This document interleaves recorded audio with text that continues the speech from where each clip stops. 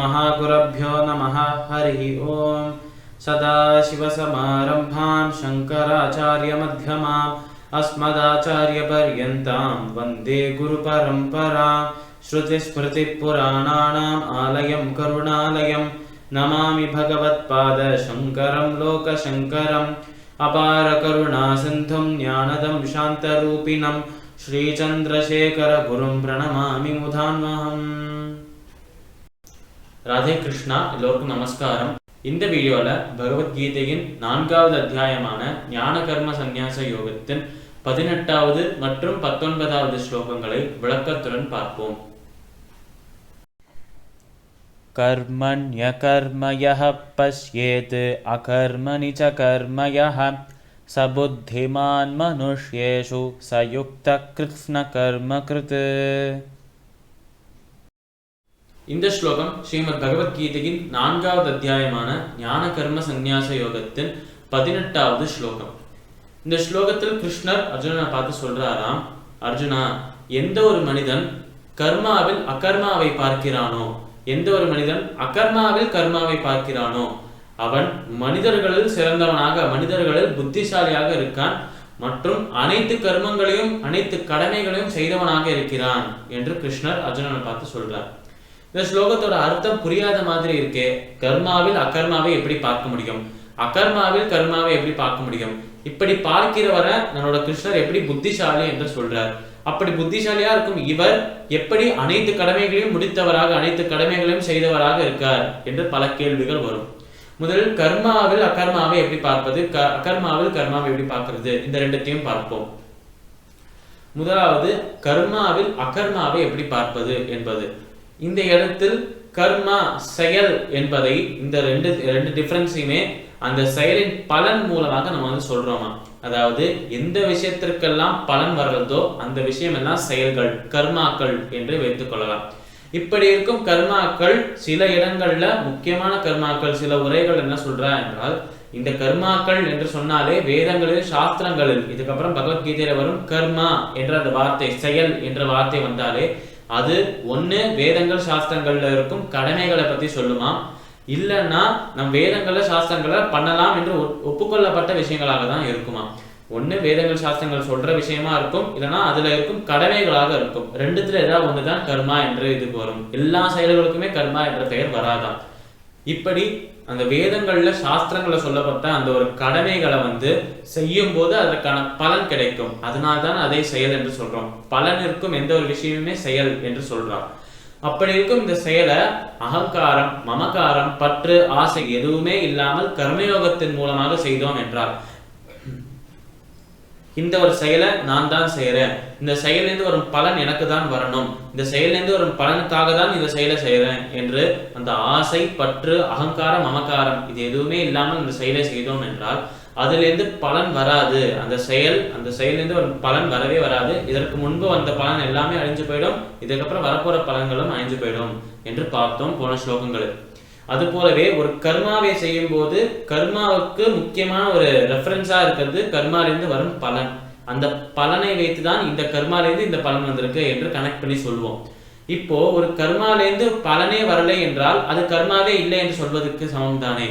அப்படித்தான் ஒரு கர்மாவை செய்யும் போது அகங்காரம், மமகாரம், அந்த ஆசை பற்று இல்லாமல் அந்த கர்மாவை செய்தோம் என்றால் அதிலிருந்து பலன்கள் கிடைக்காது. பலன்கள் கிடைக்காத காரணத்தினால் பலன்கள் இல்லையே, அப்ப இந்த கர்மாவே இல்லை என்று சொல்றோம். கர்மா இல்லாமல் இருப்பது, செயல் இல்லாமல் இருப்பது செயலின்மை, அதற்கு அப்படியே ஆப்போசிட்.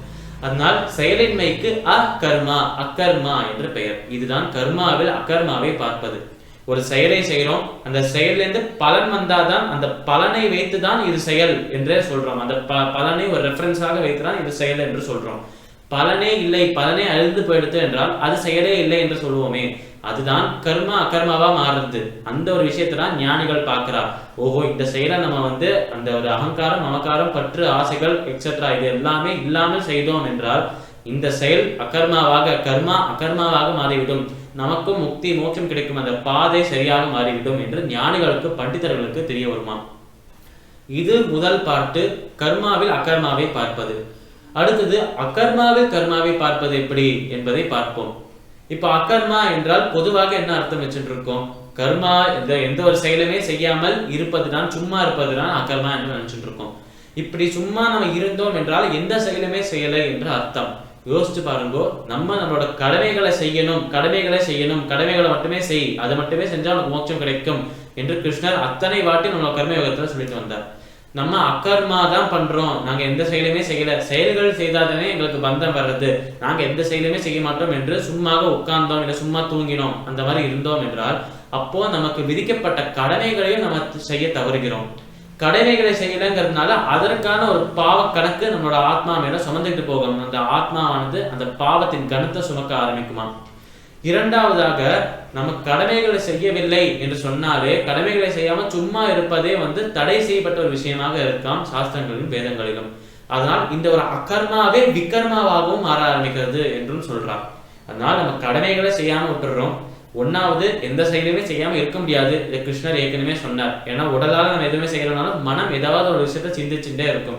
இந்த மனத்தை கட்டுப்படுத்துறதுங்கிறது ஒரு குரங்க கட்டுப்படுத்துற மாதிரி ரொம்ப கஷ்டமாக இருக்கும் என்று ஏற்கனவே சொன்னார் கிருஷ்ணர். ரெண்டாவது, இப்படி செயலே செய்யாம இருக்கும்போது நம்மளோட கடமைகளையும் புறக்கணிக்கிறோம், அது நமக்கு பாவத்தை வாங்கி தர்றது என்று சொல்றார். இப்போ நமக்கு செயலே செய்யாமல் இருந்தாலும் அப்படி செயல் செய்யாமல் இருக்கும் போது கூட நமக்கு ஒரு பலன் கிடைக்கிறது, அதாவது பாவம் என்னும் பலன். பலன் இருக்கும் எல்லா விஷயமே கர்மா என்று இப்பதான் பார்த்தோம் 2 நிமிஷம் முன்னாடி. அப்போ எந்த ஒரு செயலுமே செய்யாமல் இருக்கும் போது அந்த பாவம்ங்கிற பலன் தானாவே வர்றது என்றால், அந்த செயல் செய்யாம இருக்கிறதுனால அந்த பாவம்ங்கிற பலன் வர்றது என்றால், அந்த பலனை ஒரு ரெஃபரன்ஸா வச்சுட்டு அகர்மாவையும் கர்மா என்றே சொல்லலாமோ. அதனால்தான் ஞானிகள் எந்த ஒரு செயல் செய்தாலும் எந்த ஒரு கர்மாவையும் அகர்மாவாக பார்க்கிறார்கள். எந்த ஒரு செயல் செய்தாலும் அதை மமக்காரம், அகங்காரம், பற்று, ஆசை இது எதுவுமே இல்லாம செய்கிறார்கள். இதுவே அகர்மாவை கர்மாவாக பார்க்கிறார்கள். ஒரு செயலை, நம்மளோட கடமைகளை தவறாம செஞ்சே ஆகணும், கடமைகளை செய்யாம விட்டுட்டோம் என்றால் அந்த அகர்மாவே விகர்மாவாக தடை செய்யப்பட்ட ஒரு செயலாக மாறிடும். அது நமக்கு பாவத்தை தான் சம்பாதிச்சு தரும். அதனால் நம்ம அந்த கடமைகளை செஞ்சே தீரணும் என்று ஞானிகள் உறுதியோடு இருப்பாளாம். அதனால இந்த ரெண்டுத்துல என்ன புரியுது, டீப்பா பார்த்தோம்னா என்ன புரியுது என்றால், கர்மாவில் அகர்மாவை பார்ப்பது அகங்காரம், மமக்காரம், பற்று, ஆசைகள் இது எதுவுமே இல்லாமல் கர்மாக்களை, அந்த கடமைகளை செய்வது. ரெண்டாவது, அகர்மாவில் கர்மாவை பார்ப்பது என்பது நம்ம கடமைகளை தவறாம செய்வது, அதை யாருக்காகவும் எதற்காகவும் விட்டு கொடுக்காம நம்ம செய்யறது. இது ரெண்டு தரம் கிருஷ்ணர் இந்த இடத்துல சொல்றார். கர்மண்ய கர்மய பஷ்யது அகர்மணிச்ச கர்மயா சபுத்திமான் மனுஷேஷு சயுக்த கிருஷ்ண கர்மகுத்து. அதாவது இப்பேற்பட்ட ஒரு நபரை தான் மனிதர்கள்ல, அந்த மனித குலத்திலேயே சிறந்தவர், மனிதர்களுக்கு இடையே ஞானமிக்கவர், ஞானி என்று சொல்றார் எல்லாருமே. இப்படி மனிதர்களுக்குள்ள அந்த மனிதர்களுக்குள்ள மனிதராக வாழ்ந்து கொண்டு ஒரு சாதாரண மனிதனாக வாழ்ந்தாலும் மனதளவில் ஆத்மா லெவல்ல, அந்த ஸ்பிரிச்சுவல் லெவல்ல அவர் ரொம்ப மெச்சூரான ஒரு பர்சனாக இருக்கிறார் என்று கிருஷ்ணர் அர்ஜுனனை பார்த்து சொல்றார். இப்போ சபுத்திமான் மனுஷேஷு சயுக்த கிருஷ்ண கர்மகுத்து, அனைத்து செயல்களையும் செய்தவராக இருக்கிறார் என்று சொல்றாரு கிருஷ்ணர். அதற்கு என்ன தாற்பயம் என்றால், ஒருத்தர் இந்த மாதிரி நிஷ்காமமாக ஒரு கர்மாவை செய்கிறார், ஆசைகள், பற்றுகள், அந்த அகங்காரம், மமகாரம் இல்லாமல் காரியத்தை செய்கிறார். அதே நேரத்தில் கடமைகளை தவறாம செய்து வருகிறார். அந்த கடமைகளை செய்யாம விட்டுட்டா பாவம் சேரும், அது விகர்மாவாக மாறிடும் என்று பயந்து கொண்டு அந்த ஒரு கடமைகளை செய்கிறார் பயபக்தியோட. இப்படி இருக்க ஒரு நபர் தனக்காக விதிக்கப்பட்ட எல்லா கடமைகளும் செய்து கொண்டுதான வரார். அப்போ சயுக்த கிருஷ்ண கர்மக்கு, அவருக்காக விதிக்கப்பட்ட அனைத்து கர்மாக்களையும் செய்தவராக இருக்கும் இவரால் மட்டுமே இந்த ரெண்டுத்தையும் பார்க்க முடியும் என்று கிருஷ்ணர் சொல்றார். இதை நம்ம 2 விதமாகவும் எடுத்துக்கலாம். அகர்மாவில் கர்மாவை பார்ப்பவர், கர்மாவில் அகர்மாவில் பார்ப்பவர். இவா அவ கடமைகள் எல்லாத்தையுமே செய்கிறா என்று ஒரு அர்த்தம் வச்சுக்கலாம். இல்லைன்னா கடமைகளை செய்யறவா அகர்மாவில் கர்மாவை பாப்பா, கர்மாவில் அகர்மாவை பாப்பா என்றும் எடுத்துக்கொள்ளலாம். ஓரளவுக்கு பார்த்தோம் என்றால் அகர்மாவில் கர்மாவை பார்ப்பவர்கள், இந்த கர்மாவில் அகர்மாவை பார்ப்பவர்கள், இவா 2 பேருமே ஞானிகள் என்று சொல்றார் கிருஷ்ணர். இப்பேற்பட்ட நபர்கள் தங்களுக்காக விதிக்கப்பட்ட அனைத்து கடமைகளையும் தீர்த்து விட்டா, அந்த அனைத்து கடமைகளையும் முடிச்சுட்டா என்று சொல்றார் நம்மளோட கிருஷ்ணர். இப்போ அடுத்த ஸ்லோகத்தில் அவர் என்ன சொல்றார் என்பதை பார்ப்போம்.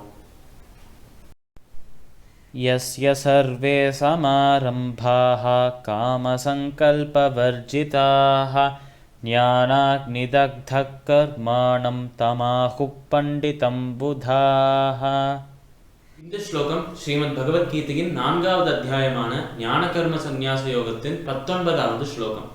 இந்த ஸ்லோகத்தில் கிருஷ்ணர் அர்ஜுனனை பார்த்து சொல்றார், யஸ்ய சர்வே சமாரம்பா காமசங்கல்ப வர்ஜிதாக. தன்னுடைய எல்லா கடமைகளையும் நிறைவேற்றினவர். அதாவது எப்படி நிறைவேற்றிருக்கார் என்றால் காம சங்கல்ப வர்ஜிதாக, ஆசை அகங்காரம் மமக்காரம் இது எதுவுமே இல்லாமல் தன்னோட கடமைகள் அனைத்தையுமே நிறைவேற்றியவர். அப்பேற்பட்ட ஒரு ஞானியோட மகிமையை போன இதுல பார்த்தோம். கர்மண்ய கர்மைக என்ற அந்த ஸ்லோகத்தில் பார்த்தோம். இப்படி கர்மாவில் அகர்மாவை பார்க்கிறவர்கள், அகர்மாவில் கர்மாவை பார்க்கிறவர்கள், இப்படி தங்களோட கடமைகளை தவறாம செய்து வருகிறவர்கள், அந்த கடமைகளை எப்படி செய்யணுங்கிற ஞானமும் இருக்கிறவர்கள், இப்படி கடமைகளை செய்யும் போது ஆசை அகங்காரம் மமக்காரம் இது எல்லாத்தையுமே தொடர்ந்து அந்த ஒரு கடமையை செய்கிறவர்கள், அவர்கள் ஞானாக்கி தத்த கர்மானம் தமாஹு பண்டிதம் புதாக. ஞானாக்கி தத்த கர்மானம், தங்களுடைய ஞானம் என்னும் அந்த ஒரு அக்னி, தங்களுடைய ஞானம் அந்த அறிவு என்னும் அந்த ஒரு தீல அவர்கள் செய்த அனைத்து கர்மாக்களையும் பொசுக்குகிறார்கள், அனைத்து கர்மாக்களையும் எரிக்கிறார்கள் என்று கிருஷ்ண அர்ஜுனனை பார்த்து சொல்றார்.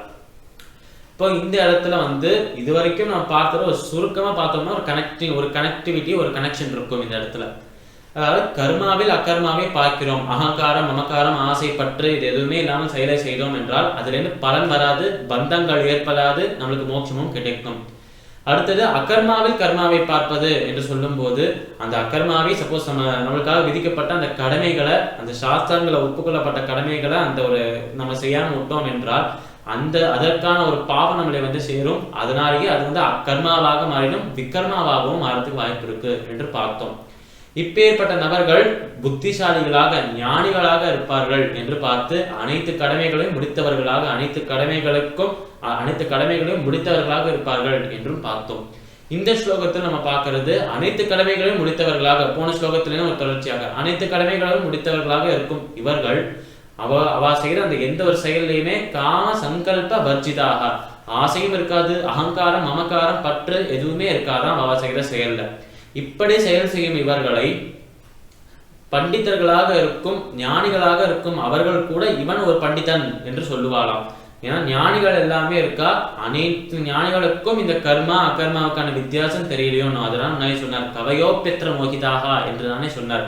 அப்பேற்பட்ட அந்த கவையோ பெற்ற மோகிதாக அப்பேற்பட்ட ஞானிகள் இந்த மாதிரி கர்மாவில் அகர்மாவை பார்க்கிற ஒருத்தரை, இந்த மாதிரி காம சங்கல்ப வர்ஜிதனாக இருக்கும் ஒருத்தரை பார்த்த உடனே அவ சொல்வாளாம் இவர் தான் உண்மையான பண்டிதர் என்று சொல்வாளாம் ஞானிகள் எல்லாருமே. அப்பேற்பட்ட ஞானிகளாலேயே புதாகா என்று சொன்னால் ஞானிகள் என்று பொருள். அப்பேற்பட்ட ஞானிகள் கிட்ட இருந்தே அவளுக்கு அந்த பண்டிதன் என்கிற அந்த பட்டம் என்பது கிடைக்கிறதாம். இப்படி இருக்கும் நபர்கள் ஞானாக்கி தத்த கர்மானம், தங்களுடைய ஞானம் தங்களுடைய அறிவு என்னும் அந்த ஒரு தீயால அந்த ஒரு நெருப்பால தாங்கள் செய்த அனைத்து கர்மாக்களையும் தாங்கள் செய்த அனைத்து கர்மங்களையும் எரிக்கிறார்கள் அழிக்கிறார்கள் என்று இந்த ஸ்லோகத்தில் கிருஷ்ணன் சொல்றார். இப்போ இந்த ஸ்லோகம் வரைக்கும் இந்த 2 ஸ்லோகத்தில் என்ன பார்த்தோம் என்றால் கர்மாவில் அகர்மாவை பார்க்கிறவர்கள், அகர்மாவில் கர்மாவை பார்க்கிறவர்கள், தங்களுடைய கடமைகள் எல்லாத்தையுமே தவறாமல் செய்கிறவர்கள், அப்படி செய்யும் அனைத்து கர்மங்களையும் ஆசை பற்று அகங்காரம் மமக்காரம் இல்லாமல் செய்பவர்கள், இவர்களை ஞானிகள் கூட அறிவுடையவர்கள் கூட அறிஞர்கள் கூட பண்டிதன் என்று ஒரு பட்டம் சூட்டி பாராட்டுவா என்று பார்த்தோம். இப்பேற்பட்ட நபர்கள் தங்களுடைய அந்த ஞானம் என்னும் அந்த தீயால அந்த ஞானம்ங்கிற அந்த நெருப்பால தாங்கள் செய்த அனைத்து கர்மாக்களையும் பொசுக்குகிறார்கள் அழிக்கிறார்கள் என்று பார்த்தோம். அதனாலேயே கர்மாக்கள் அழிந்து போனால் பந்தங்கள் ஏற்படாது. இப்படி பலன்களால் பந்தங்கள் ஏற்படலை என்றால் மோட்ச முக்தி பெறுவது ரொம்ப சுலபமான ஒரு விஷயமாக இருக்கு. அப்பேற்பட்ட ஞானிகள் அப்பேற்பட்ட பண்டிதர்கள் மோட்சம் பெறுவதற்கு தகுதி உள்ளவர்களாக இருக்கிறார்கள் அர்ஜுனா என்று கிருஷ்ணர் அர்ஜுனனை பார்த்து சொல்றார். பகவத்கீதையின் 4வது அத்தியாயமான ஞான கர்ம சந்நியாச யோகத்தின் 18வது மற்றும் 19வது ஸ்லோகங்களின் விளக்கம் இதுவே. சமஸ்த லோகாஹ சுகினோ பவந்து. சர்வம் ஸ்ரீ கிருஷ்ணார்ப்பணமஸ்து.